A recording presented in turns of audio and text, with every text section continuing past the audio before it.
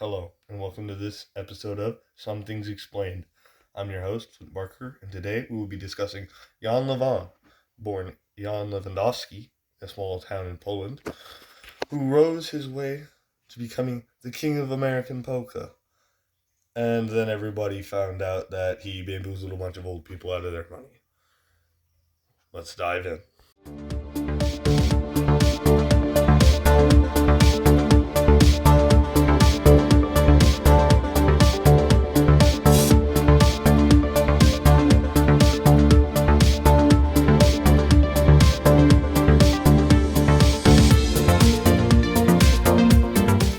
Welcome back, everyone.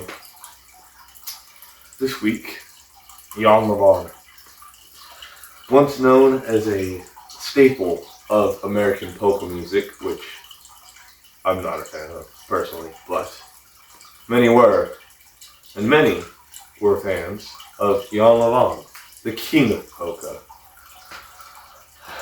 Living in a small town in Pennsylvania, he made a name for himself. A record label, Jan Lewan show gifts, even a tour, but not just any tour. This tour went to see the Pope. And then one day, it all came crashing down.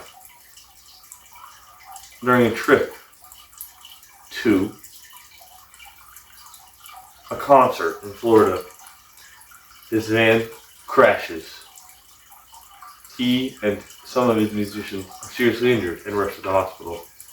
While there, Jan Lewan is arrested for multiple counts. How did this happen? Well, to truly understand Jan, we must start at the beginning.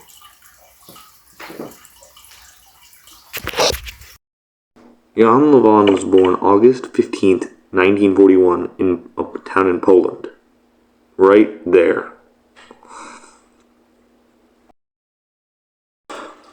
At this time, Poland was recently conquered during the very beginning of World War II, as is well known, both by the Germans and the Soviet Union. Later, as most people know, it would be devastating for the Polish as they would be attacked again by the Germans and then again by the Soviet Union on their way through the war. As Jan Lewan is a young boy, he continues to further his entertainment career, gaining parts and positions with many groups around Poland. Eventually, he finds his way to Canada as a piano player in hotels. Odd step for someone like him, but interesting and quite certainly unique. So he finds his way around Canada, playing in hotels, and he decides that he does not like it. He doesn't feel like it fills his yearn for entertainment. So he eventually finds his way to America. And while in America, Jan discovers polka music. And he loves it. He's infatuated with this whole Eastern European music style, and he just runs away with it. He gets a group together, and he's good, especially for being who he was and where he came from. He was very good at polka, and a lot of people liked it, but as one would imagine, especially with the United States being as it is, not everyone liked it, especially in Pennsylvania where he was. So he wasn't making all that much money, and he was always struggling to keep his band together. And he loved it. He loved playing. He loved the whole entertainment business. He couldn't have been happier, except for if he was actually able to make some money. So that's where the story begins. Jan has he opens his business, Jan Lewan Showgifts. And what he comes to find out is not very many people want to buy Jan Lewan Showgifts. Not many people are familiar with who he is, because when you're that kind of entertainer, it's really hard to make a name for yourself. So what does Jan do? He turns to a practice that he knows from Poland. Whether legal or not there, I don't know. What I do know is it's not legal in the United States. But he didn't know that. So what he does is he starts selling promissory notes. And what that means is it's like an agreement where your investment, you invest in the company for this note, which he signs, that says you'll get your money back with 20% interest or whatever it is. And he begins marketing these. And the older folks in the area are like, hey, this is a great idea, because we've been getting robbed blind by these Wall Street guys, but here's a local guy who can give us way better returns on our investment. So they come to him. And here is an artist rendition of what I think that looks like. Oh, Jan, I can't make any money. All these Wall Street guys are stealing all of it. Oh, okay. Want to come invest with me? I can give you 20% returns. Yeah, let's do it, yippee. So obviously, you can only get away with stuff like that for so long, because the government, when they make something illegal, has people who check around and make sure that no one else is doing these illegal things. So eventually somebody from I think it's the Pennsylvania Regulatory Commission, comes down and they say, hey, Jan, can't be doing this, buddy. You gotta stop, and you gotta give that money back. This is illegal. And he says, uh-oh. So he gives all the money back. But what he really does is he brings the people in and he says, okay, here's the deal. I'm liquidating this investment thing, but I have a very secret, for close friends only, investment opportunity with more money. And they look at it and they say, whoa, okay, he's offering us our money back, but we can make so much more if we invest more. So then a lot of them invest more money into this other thing. And as would obviously happen, eventually the government comes back to check on him again.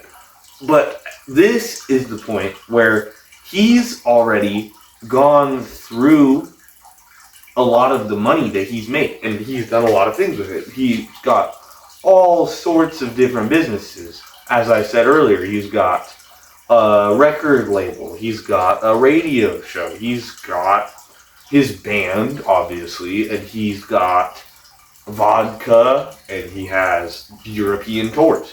And so he's got a really diverse portfolio, and eventually he gets nominated for a Grammy for one of his songs. Now, he doesn't win the Grammy, but this dude is good enough at what he does to be nominated for a Grammy, which is better than a lot of people will ever be. So that really puts into perspective how interesting it is that that's the way he ended up getting to where he got to, is by doing these mildly shady business practices that are less than mildly illegal. And eventually, obviously, as I said, the government comes back. But at this point, he's already done a bunch of crazy stuff, like going to the Grammys and rigging a beauty contest for his wife to win, which is super interesting. So basically, his wife wants to join a beauty contest, and he says, okay, I love you. Obviously not like that. He's Polish and he doesn't speak English particularly well. But he really wants her to win. And when he gets there to the actual beauty contest, it's very clear that she's second best. So he pays off the judges. And his wife wins. But it's a big scandal. And everyone is like, whoa, this guy definitely paid off the judges. So, obviously there's an issue with that. And eventually, when he's on his way to his concert in Florida with his band, they crash. And a few people are injured. And one of them is Jan Lewan himself. Well, the government sees this and they're like, hey, there's that guy. We need to go get him. So they go to the hospital and they pick him up. And so he is in custody. And that's when some of the even more crazy stuff happens. 57 felonies. Some of which are at the federal level, which is a lot. And they include securities fraud, racketeering, theft, all the basic things you would get from doing what he did. So he goes to prison, right? Well, he gets stabbed while he's in prison. So he's in prison and his cellmate just stabs him with a razor. He was asleep. I don't know why he did this. I don't know what led him to do this. But he just stabs Jan, which is, I don't know. Honestly, I kind of understand it if, like, your grandma got scammed or whatever, but this dude was just in prison and decided, you know what, here's a musician who got sent to prison for fraud. Let's stab him almost to death. So that's neat. But yeah. So after all of that, Jan is in prison, he gets stabbed, he serves his time, and he gets out. So after he gets out, he sort of becomes famous again. There's a movie made about him, and people start listening to his music again. He's playing more concerts. He moves to Florida at some point, and that's where he lives now. He's still alive. But he's sort of gained some more popularity. And then there's another movie made about him. This one featuring Jack Black as Jan Lewan, which I watched the movie. It's great. I recommend it. Jack Black always does a good job. It's funny, and I thought it did a good job of portraying the events. So I'm going to show you guys just a clip, the first part of the trailer. And I recommend it. It's on Netflix, so you should be able to watch it, but it's really good. Now, Jan, you always have so much going. You're constantly on the road with the band. You've got the store, the record label, the radio program, Jan Lewan flavored vodka. And now, Jan Lewan European tours. Jan Lewan always expanding. When I was little boy in Poland, all the times I dreaming of America. So now, you may be wondering, why am I telling you this? I'm not getting paid, because I don't have very many YouTube subscribers, and nobody wants to pay me. So I have no money. And I'm not going to get a lot of views, because I have not very many subscribers. But I'm telling you this because it's a school project. That, and I haven't posted anything on my YouTube channel in like a year, and I figured I should fix that. And also, I find it interesting, and if you're not familiar with me or my channel, I just like to talk a lot about things that I know. Kind of a yapper. But it's also important because it just helps teach people. This story specifically just helps teach people, older and younger. You have to be careful with your money. If something like this seems too good to be true, then it is. In the movie, one of the best lines on the subject is from Jan's mother-in-law. And her character says, "Why would you think you could get 20% when the bank is only offering 3%? And I think that's one of the most important things with financial literacy. You have to look at where the large financial institutions are using their money, because they're going to be the most knowing. So part of the whole reason for all of this is to teach you all. Be careful with your money and where you invest your money. That's all that we have for today.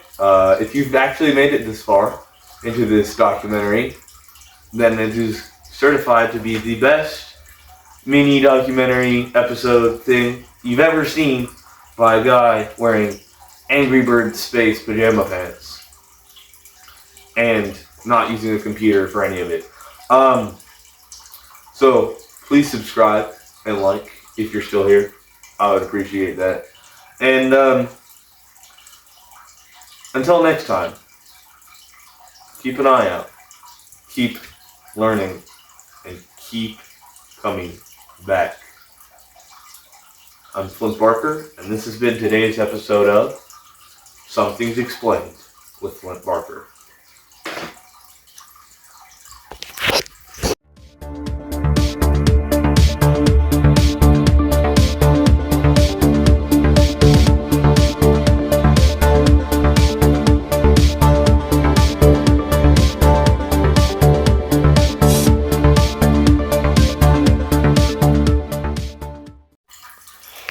Just in case y'all were wondering, here's the camera crew.